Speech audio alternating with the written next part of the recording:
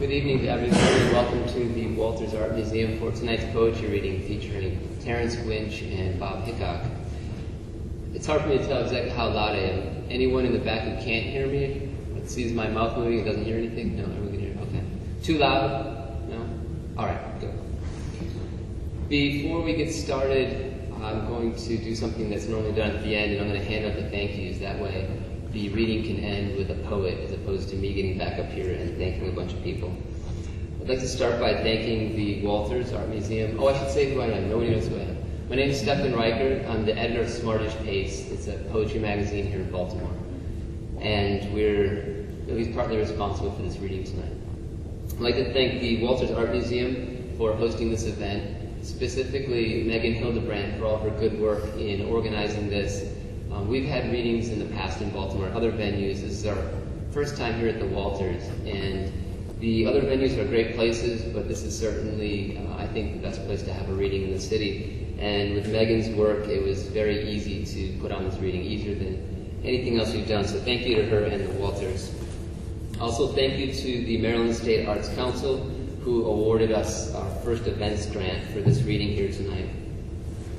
Smartish Pace is a nonprofit organization. Everyone who works on the magazine does so as a volunteer. I'd like to, in fact, oddly enough, the longer you work for Smartish Pace, the more money it actually costs you.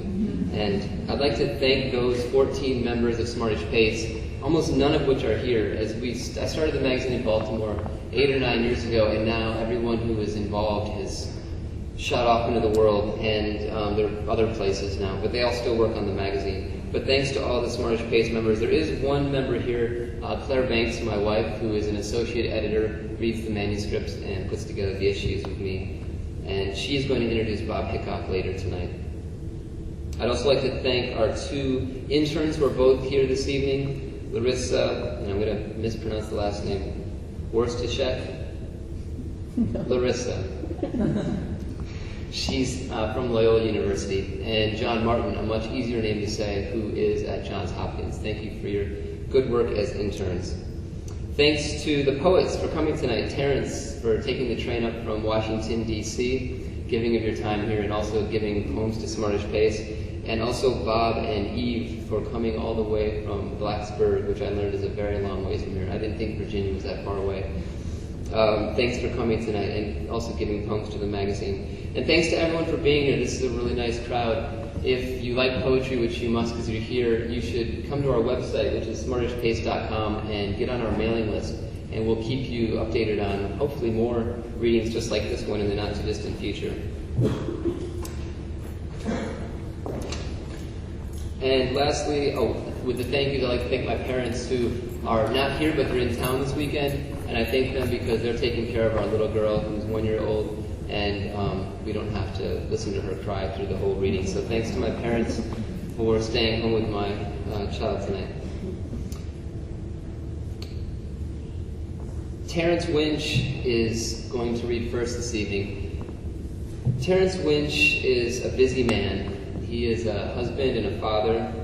He writes prose and poetry. He has 12 volumes of his prose and poetry published. His 13th collection will appear in the spring from Hanging Loose Press, and I believe it's entitled Boy Drinkers. Boy Drinkers. Children and Alcohol. That is his 13th book of poetry. Terence has received many awards and good comments all around from the poetry world. He's recently won an NEA, a Fund for Poetry, and a Maryland State Arts Commission grant. Also, his work has appeared in, amazingly, 3 volumes of the Best American Poetry. And if all the writing wasn't enough, Terence is also an accomplished musician. He's performed in the past, recording 3 full-length albums with Celtic Thunder. And his current band, where he plays the button accordion, is the Narrowbacks. Terence actively reads his poetry and prose and performs at venues. Most recently in Baltimore, he played the Irish Festival with his band, the Narrowbacks, and he read a few weeks ago at Clayton's Fine Books just up the street, another really good place to hear poetry in Baltimore. And if all this writing and playing music wasn't enough, his day job is director of publications for the Smithsonian's National Museum of the American Indian. Okay, I'm tired just thinking about all the stuff he does. On a more personal note, I've been fortunate to get to know Terence over the last several months as we determined, we learned that we work very near one another in Washington, D.C., so we often get together for lunch. And I say that only to the extent that Terence, though not unlike some people in this room I know, is a very rare individual in that he seems or is entirely consumed by the creative process. It's not as if he turns it on for a poem or turns it on for prose or turns it on for music. It is the way he lives his life, and I think that in reading his poetry that comes through in the voice of the events, whether true or fictitious, there is this legitimacy lending to it by the life that he leads, creative through and through.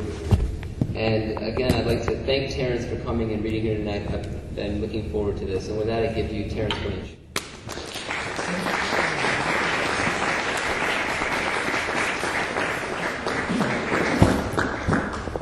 Thanks, Stephen.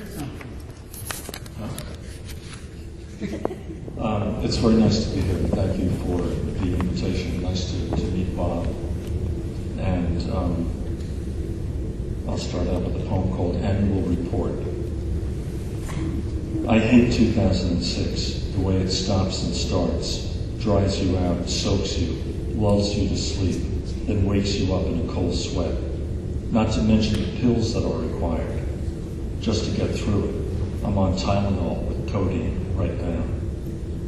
It sees to it that the bills keep coming, though, marked by obvious deceit. The dentist we despise, who keeps overcharging us, for example. It's so objectionable, so unfair.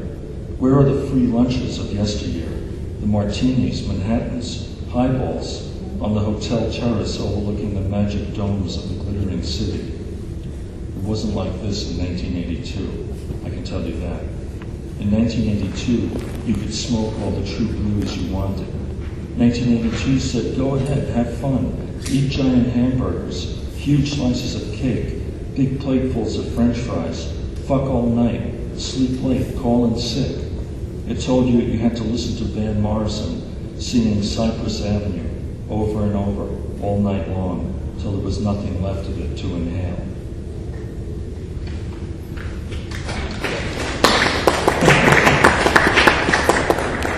That's from 1982.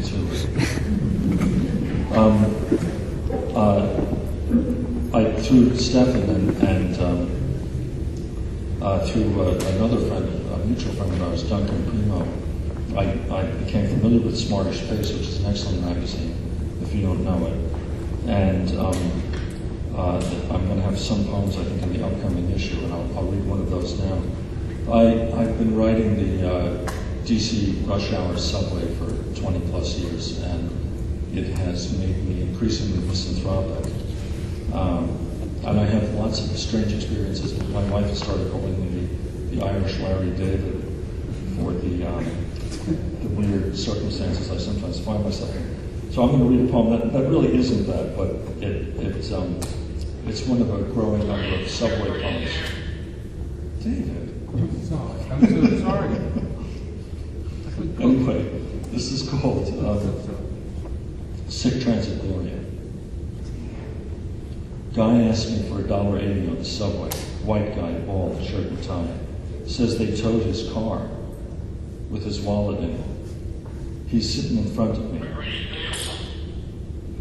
All the men in the car have been stealthily eyeing an astonishingly beautiful young woman in a very short skirt who has been drawing in a big sketchbook. She is luminous. Summer is almost over. I can't concentrate on reading because I have to sneak looks at this gorgeous artist. The day is flying past in the fading sunlight. Big, bald, oval head right in my face. I'll pay you back, he says. That's okay, I say. I give him $2. He says thanks and turns around. We all resume studying the woman. Two young black guys sit across from me. One of them keeps snapping his gum so loud it's like a cap gun going off. An enormous fat guy says to the beauty as he heads for the door, I don't know how you can draw with all the train bumping around like that. She smiles at him. We're all overcome with the radiant brilliance of her smile. I think about music. I think about my godson smashing 9 windows in New Jersey yesterday. We are always trying to break out.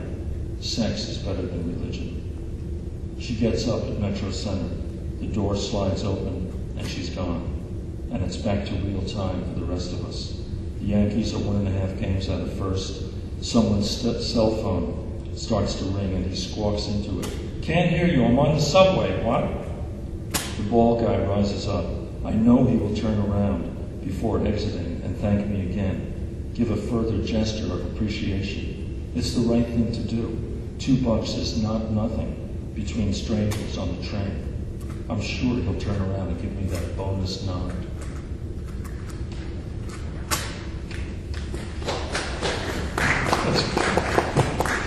And then I'll read another subway poem. You got that together, no, Dad? Yeah, just forget about it. Stephen's recording it. He'll make you a copy. This is another poem that I wrote a couple of weeks ago. Also a subway poem. And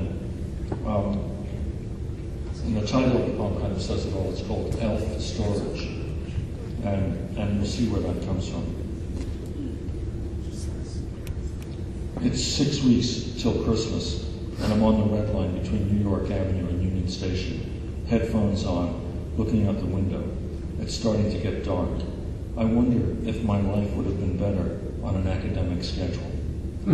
I wonder how long I'll live. I keep reading about people who are not afraid of death, but it scares me witless. Because it's so great to be alive. At least I'll live on in my poems, I think. But they're just words on a page like this one. No comparison to the billions of cells and all that DNA coding that a real live person has. Not to get too scientific. I do see death as a forbidding character out of the medieval morality play, waiting to fling me into hell with all the other souls who misbehaved in life, as I certainly have. Actually, I'd take hell over no afterlife at all, which I think is the much more likely scenario. In the dusk, I look out and I see a big tower with a huge neon sign at its top. Giant red neon letters that say, Elf Storage. We're zooming by, the train is almost empty. No one else even notices. I want to fling my arms up and announce to my fellow passengers, look, it's where Santa keeps the elves in the off-season. Check it out. Yes, I know, it's just that the S has run out of neon. But even with the S lit up, it would still be an interesting concept. A big, dark place to store the self in. A way, at last, to keep our identity from smattering into a billion bits of nothing. Replacement value. Your hangover is my hangover. The red cap waiting for you in Union Station waits for me, too. When you call, I answer. When you shout out, be mine, I shout back anytime. You rip my gifts open as I unzip your manifesto. They are digging a deep hole in the Amazon, searching for gold. They dump a billion tons of poison into the pristine water. I am digging the music I hear, coming through the walls, waiting for you to wake up. Door slams shut somewhere. Dogs bark. The day reaches beyond me again, just out of grasp. I was so close this time, so sure they would pick up. But due to heavy call volume, I must try again some other time. We had baked Alaska at the Golden Parrot a long time ago and looked deep into each other's eyes and thought, this person is crazy.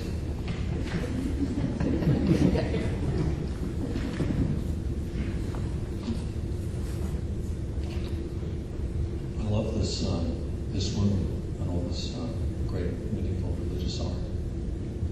It looks very clean and well conserved. The Walters is doing a good job. As a museum person, I hand it to the Walters. This is called Parade Theory, which grows out of, I think, reading Parade magazine, one of my favorite publications. Uma Thurman, I am sorry for the pain you have suffered. You are clumsy and disorganized, but not really dangerous. You may leave now and drink vodka in frosted glasses. Elizabeth Taylor, the floor shakes when you walk. You have grown so obese, but not so much as to obscure your beauty. You may dance with Marlon Brando into the wee hours. James Dean, I have read all your letters analyzing the difference between transsexuality and transgenderality. Please put down that knife. You're not going anywhere. Tom Cruise, when they pull the covers off you, you receive the complimentary diagnostic exam. Good luck. Kelly McGillis, remember our night together? How you stumbled over all the words, but everyone loved you anyway? Then you reappeared in a translucent nightgown, and we all gasped at the sight of your bare behind. That was fun.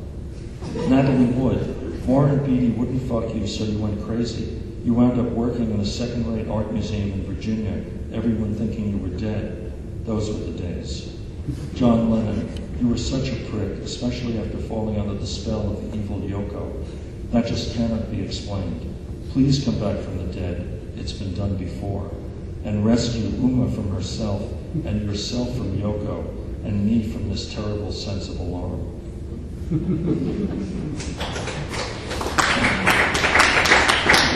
Thank you. This is called Jennifer Conley Sestina, and you can actually read this on the McSweeney's online Sestina site. And I've been a Jennifer Conley fan for a long time, but I ran into a friend of mine in New York just by accident in a restaurant a couple of months ago, a poet named Matt Rohr, and we were talking about Jennifer Conley, and he said that he's now a house husband, or a stay-at-home dad, and that Jennifer Conley actually attends the same playground in Brooklyn with her kid, and that on a hot scale, she was like 3 or 4 tops, and definitely not number 1. And I was shocked, that Jennifer didn't make it, and even into the playground top ranking. But anyway, Jennifer Conley Sestina. The boy returns home with blue hair. The dog understands everything we say. He's wearing a lampshade around his neck. His left hind leg is stapled closed. The veterinarian says there is no reason for God because the universe is just a dog's dream. We can all agree that Jennifer Conley is a dream, almost naked in a thong, cloaked in her long black hair. Her every move is proof of the existence of God. The boy with blue hair is not willing to say why his lips are sealed, his mind made up, his door closed. I am not wearing a lampshade around my neck. My wife once owned a jacket with great neck printed on the back. Before we met, I had a dream about her name. I waited until the restaurant closed to tell her she had dazzling movie star hair. In fact, she's just as beautiful as, let's say, the astounding Jennifer Conley, so help me God. The boy and the dog are friends with God. They claim they feel his hot breath on their necks. Unfortunately, they don't like what he has to say.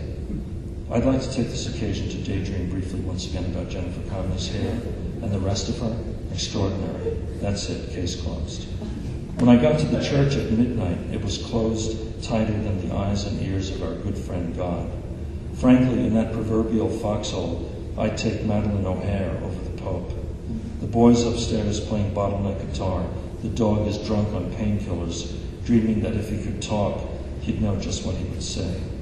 Oh, Jennifer, there is still so much left to say, but my time is up, it's late, everything is closed. I want to crawl into bed, past the dog, and dream of the sex palaces of heaven, where everyone is the god of love, and you and me and my wife are racing neck and neck with the erotic angels of paradise, but I win by a hair. New Orleans, like you, is now a dream. Maybe I'll call this the hair of the dog, who, by the way, has become an incredible pain in the neck. What more can I say except that in Waking the Dead, you played God?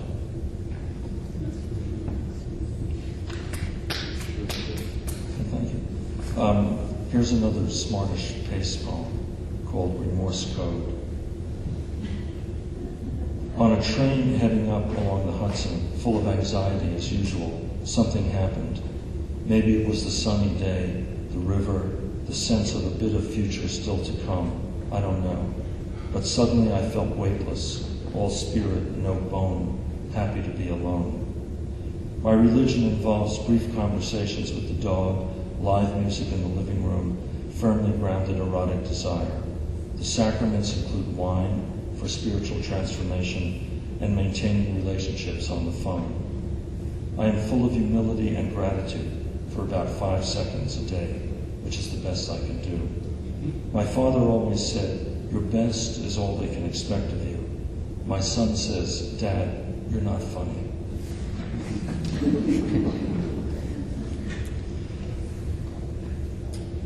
This is called Urban Turtles. Small green couch in the living room. I come home at night and sit in it. Law and Order is on TV. I have a glass of cheap Cabernet and make eggs for dinner. It gets later and later. I hit the mute button and listen to the old clock on the piano tick, then talk. I wash my dishes. I choose tomorrow's work clothes. I said to my barber, "Give me a haircut that looks exactly like Frank Sinatra's wig," and he did. My barber is a very nice gay Egyptian. I take a hot bath and listen to right-wing talk radio, which I find very relaxing. I keep wondering where everyone went. The dog was just here, I'm positive. I can smell dog. There's another strange odor in the bathroom, perfumey, or maybe it's Lysol or 409. The toothpaste is cinnamon flavored. I spray a fresh outdoors scent throughout the house. Maybe I am all alone, which is not what I really want. I want a party going on in every room. I want guests in the guest room. I want people taking baths in the bathroom. I consult each day a new beginning for today. Quote, "We have judged our world and all the situations and people in it in terms of how their existence affects our own." Unquote. I remember a conversation I had this afternoon with a colleague about urban turtles. Could they really survive in the fast-paced city, I wondered? Sure, he said, but I didn't really care. A friend of mine died in November, and I think about him all the time. I stopped calling him because he never initiated contact with me, and I didn't like that. But a week or so before he died, he said to me, "I always loved seeing you. I loved being in your presence." Now he's always talking to me from the beyond, as he threatened to. It's his voice, then the tick of the clock, then his voice again.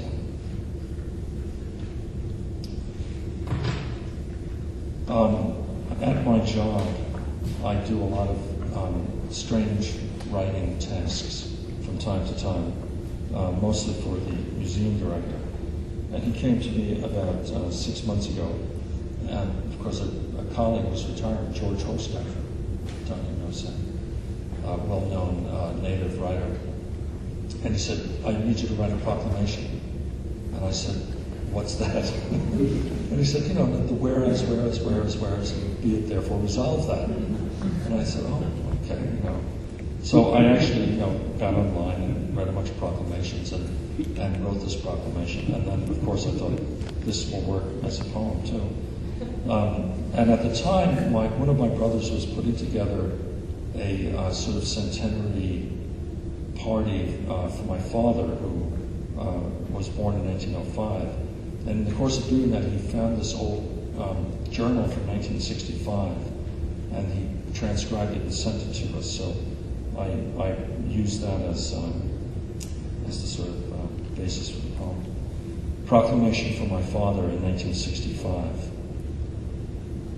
Whereas time has caught up with me and the boiler broken down again, and day after day it snows and snows, and there I am with my shovel in the dark, cold night, waiting for day, wishing I was in New Jersey with Ethel and PJ and Marion, having a drink and taking in a play. Maybe later eating oysters at the oyster bar and dancing until 4 at the United Irish Counties Ball. Whereas I am now 60 years old and don't feel so good much of the time, like right now, while fat Father Hammer just turned 50 and I know is getting ready to fire me. But I've been here for 15 years and I'm ready to go my own way into the secret America I never knew before.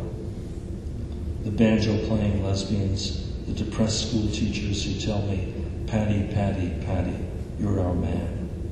Whereas I feel it all coming apart, the hard years in this country, the loves gained and lost, the tough jobs, the gigs, the booze, the dearly departed friends, the wife whose absence never ends, while I never mend, always sensing the ghost so near. The thing you most fear in life all boils down to your own invisibility, there for all to see. Therefore, be it resolved that tomorrow will be 80 degrees and sunny. My children will visit me. My grandchildren will sing me songs. The Bronx will float on the clean, sweet air of paradise. I will feed a basement full of cats. The future sprawls out like a drunk on a bed. And I will read about 3 more poems. 4. This, I'll read this because this is in Best American Poetry this year that Stephen mentioned, and I think Bob is also in the same issue, so I thought I should read this. Called Sex Elegy. My lovers have vanished. I used to have many. One moved to Boston and married a Japanese photographer. Another became a famous actress. Another one who for a long time I mistakenly believed to be dead now lives in Manhattan. We used to know each other so intimately, sucking and munching on ears and other parts, inserting, penetrating, exploding, becoming as one, funky smell of sweaty bodies, clothes strewn on the floor and bed, candles burning, smoke of cigarettes and joints curling up the bedroom atmosphere. Now we never touch, barely talk. Some I have lost all contact with. But memories of our pleasure together, my dears, still play in my mind. My body can still feel your touch. My tongue still remembers your taste. Everything else I seem to have forgotten. The present is the life insurance premium automatically deducted from your paycheck, while the past burns out of control in a vacant lot on the outskirts of town. And this is a very short poem that I wrote a week ago called Reputation. In Arizona, I was persona non grata. Same goes for Nevada.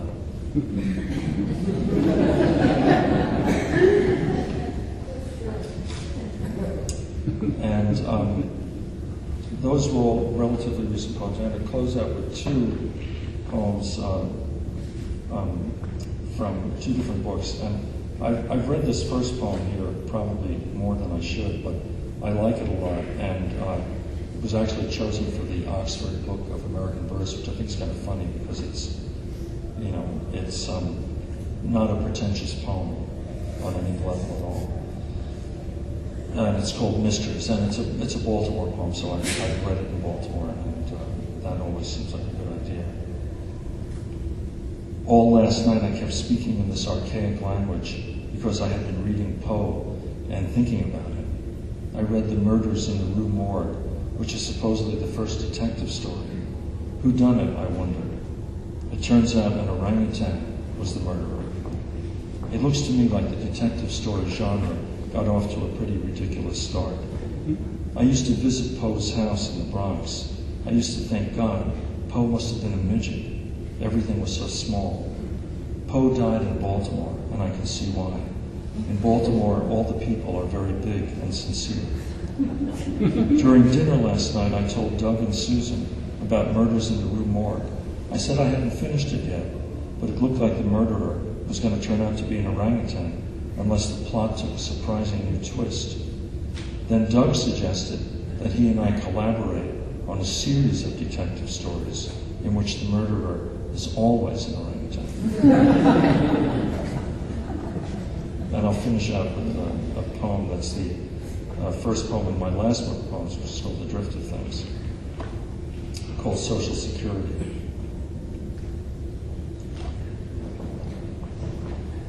No one is safe. The streets are unsafe. Even in the safety zones, it's not safe. Even safe sex is not safe. Even things you lock in a safe are not safe. Never deposit anything in a safety deposit box, because it won't be safe there. Nobody is safe at home during baseball games anymore. At night, I go around in the dark, locking everything, returning a few minutes later to make sure I locked everything. It's not safe here. It's not safe, and they know it. People get hurt using safety pins. It was not always this way. Long ago, everyone felt safe. Aristotle never felt danger. Herodotus felt danger only when Xerxes was around. Young women were afraid of winged dragons, but felt relaxed otherwise. Timotheus, however, was terrified of storms until he played one on the flute. After that, everyone was more afraid of him than of the violent west wind, which was fine with Timotheus. Euclid, full of music himself, believed only that there was safety in numbers. Thanks a lot.